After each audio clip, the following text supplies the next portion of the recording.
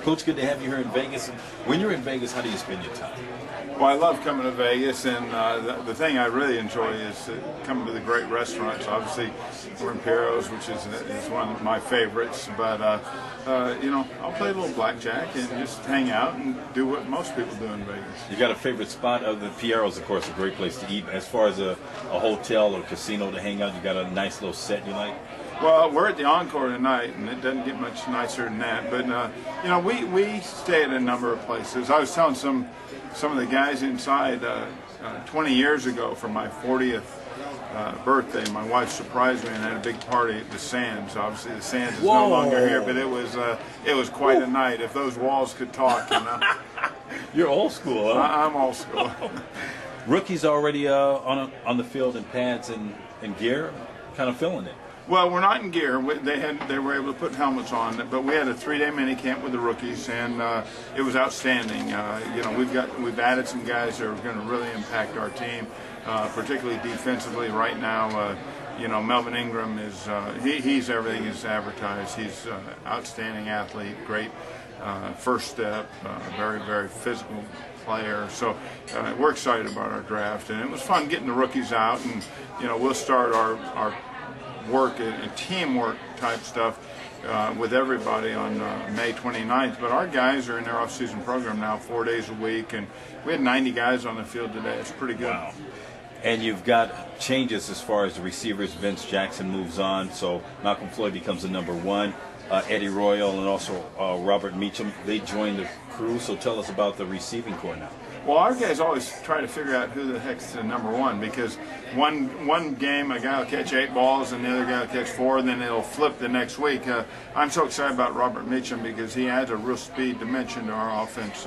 He's got a different type of speed because there's some quickness involved. Vincent Jackson, as much as I love him and had a great time with him, is a build-up speed guy. I think Robert gives us a little bit of a different dimension. And you talked about Eddie Royal, the slot receiver, the stereotype slot receiver, great punt returner.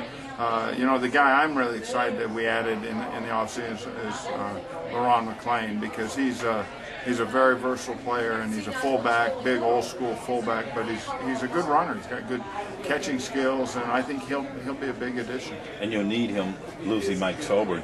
And Ryan Matthews had the injuries and then the issues with keeping the pigskin locked in, but he says he's been working on that. Well, he's working on everything, and timing is everything. And Ryan had 5 fumbles last year and lost 3, and over a 16-game period, that doesn't sound like very much, but it's a lot. And we got to get him to where he doesn't fumble, and if he does, it's minimal. It's 1 or 2 a year, one or two every 200 carries. That would lead the league in fewest fumbles. But he's gotten better each year. I think he's maturing as a player. I know he's maturing as a person. He looks like he could run through this wall if he wanted to, and I'm excited to get started with his 3rd year, because I really believe as well as he played last year, he had 1,100 yards rushing and 50 catches. People say, well, when's he going to come on? He did pretty good. I think he'll do a lot better. Charger head coach Norv Turner here with us. Seat Williams, George truly hanging around. The division gets tougher. The Raiders, much improved. Kansas City, much improved. And then there's a guy named Peyton Manning, who's up north in Denver. Tell us about him coming into the division and how much more competitive it may be now. Well, I'm excited about our division because, to me, it's always been tough. And when you play within your division, every one of those games is a knockdown, drag-out. Peyton brings a different dimension to Denver. Sometimes a different dimension's great. Sometimes it's not as good as everyone wants. They've been a defensive team. Last year they did most of what they did on defense, ran the ball extremely well. So I just know our division's going to be good, and I think it will translate not only into our games being more competitive, but I think our division will have more success throughout the league, where I think there's been a point where people thought the AFC West was down. I don't think they'll believe that after this year. You're entering your 6th year as a head coach, and in the first 3 years, very successful. The last 2, not making the playoffs. However, you've got promise, and the roster is pretty loaded. There were haters saying Norv's got to go. What are your What are your thoughts to people who are saying, get rid of Norv Turner and the Chargers will do better? Well, I understand this is a very, very emotional game, and I understand the emotion of it.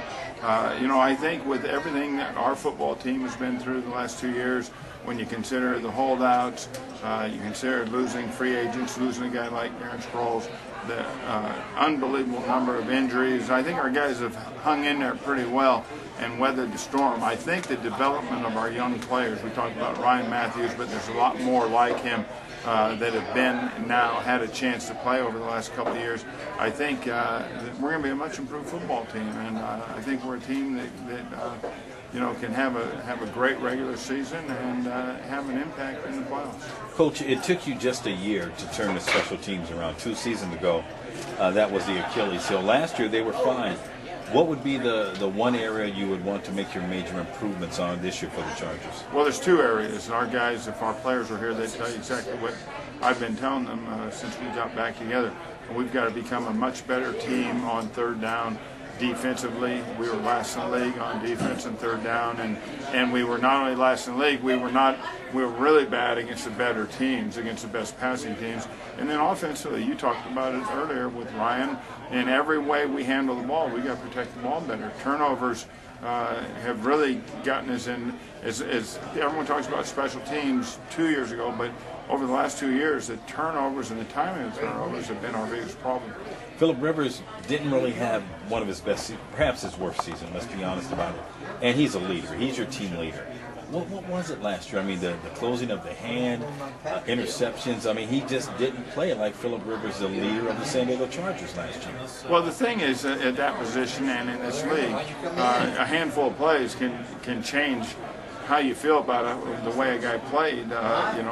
5 or 6 plays at critical times can change your whole perception of how he played. He threw for 4,600 yards. He threw 27 touchdowns.